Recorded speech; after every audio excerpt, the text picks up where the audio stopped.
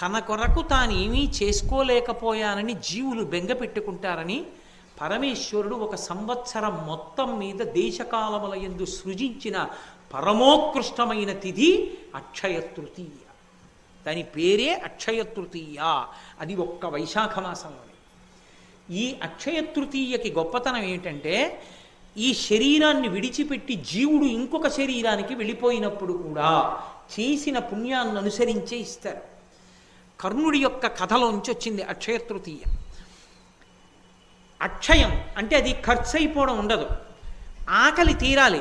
ఏ జన్మలో ఉన్నా నాకు కడుపు నిండా అన్నం దొరకాలి, నేను నలుగురికి పెట్టుకోగలగాలి అనుకున్నవాడు అక్షయ తృతీయ తిథి నాడు బ్రాహ్మణుడికి స్వయం పాకం ఇచ్చుకోవాలి.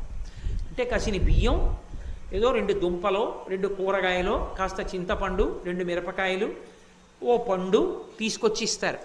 స్వయం పాకం ఇచ్చుకుంటే జన్మాంతరముల యందు కడుపు నిండా తాను తిని తన చుట్టూ ఉన్న వాళ్ళకి పెట్టుకుంటాడు.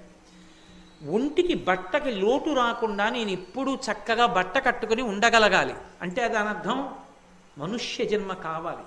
ఆ మనుష్య జన్మలో చక్కగా ఒంటి నిండా బట్ట కట్టుకుని ఉండగలగాలనుకోవాలంటే అంచు కలిగిన బట్ట, పంచెల చాపు తీసుకొచ్చి బ్రాహ్మణుడికి దానం చెయ్యాలి. అన్నిటికన్నా దారుణమైన శాపం ఏమిటో తెలుసా జీవితానికి? నీరు దొరకదు. అందుకే చేసిన పాపం తరిమితే దాహంతో అలమటించిపోతాడు. అలమటించిపోతే 10వ రోజున ధర్మోదకాలు విడిచిపెట్టిస్తారు. ఆ నీళ్లు తాగమంటారు, అప్పుడు తాగుతాడు. శరీరం విడిచిపెట్టిన తరువాత ఉత్తర జన్మలలో కూడా కావలసిన నీళ్లు దొరికి హాయిగా దాహంతో కొట్టుకోవలసిన అవసరం లేకుండా ఉండేటట్టు చెయ్యగలిగిన తిథి ఒక్క అక్షయ తృతీయ మాత్రమే. అక్షయ తృతీయ నాడు కూజ బాగా కడిగేసి, లేకపోతే కుండ బాగా కడిగేసి దాంట్లో చక్కగా నీళ్లు పోసి, అప్పటికప్పుడు తాగడానికి యోగ్యంగా ఉండాలి, మట్టి కంపు కొట్టకూడదు.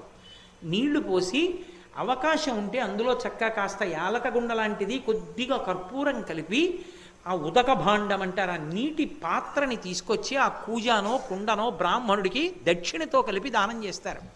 ఓపికని బట్టి 6, 11, 16, 116లో ఏది ఉంటే అది. దాని చేత ఆకలి దప్పిక తీరుతాయి. ఇంకా విశేష ఫలితాలు ఏవి అంటే, వేసవి కాలం కాబట్టి చెప్పుల జతిస్తారు, గొడుగిస్తారు, ద్రవ్యం ఇస్తారు. అక్షయ తృతీయ నాడు తప్పకుండా దానం చేసుకోవాలి. అది కూడా నేను మీతో ఒక మాట చెప్తున్నాను, భర్త వచ్చి దానం చేస్తే చాలు, కానీ ప్రయత్నపూర్వకంగా సువాసిని అయిన స్త్రీ, 5వ ఉన్నటువంటి ఆడవాళ్ళు భర్తతో కలిసి వచ్చి చక్కగా బ్రాహ్మణుడికి ఇచ్చేటప్పుడు అథవా 2 జాకెట్టు బట్టలు పెట్టి అందులో పసుపు కుంకాలు పెట్టి ఇచ్చుకుంటే, ఇవ్వగలిగో చీర ఇస్తే మంచిది. గాజులు పసుపు కుంకం ఇచ్చుకుంటే జన్మాంతరములకు యోగ్యమైన భర్తతో సువాసినిత్వాన్ని పొందుతారు. అక్షయం కదండి, అది ఖర్చు అయ్యేది కాదు. కాబట్టి రేపటి తిథిని జార విడుచుకుంటే అంతకన్నా మూర్ఖత్వం ఇంకోట్లేదు. అక్షయ తృతీయ నాడు బంగారం కొనుక్కోవడం అంటే పాపం కొనుక్కోవడం. కలిపురుషుడు బంగారంలో ఉంటాడు. అక్షయ తృతీయ నాడు బంగారం కొనుక్కోమని ఎవడు చెప్పాడో నాకు అర్థం కాదు, ఎక్కడా లేదు అలాగా.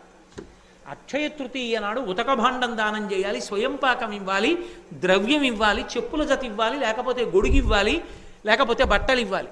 అంతేకాని ఇలాంటి పిచ్చి పనులు చేసి బంగారాలు కొనుక్కుని ఇంట్లో పెట్టుకోరు. పాపం వృద్ధి అవుతుంది, అక్షయం అవుతుంది.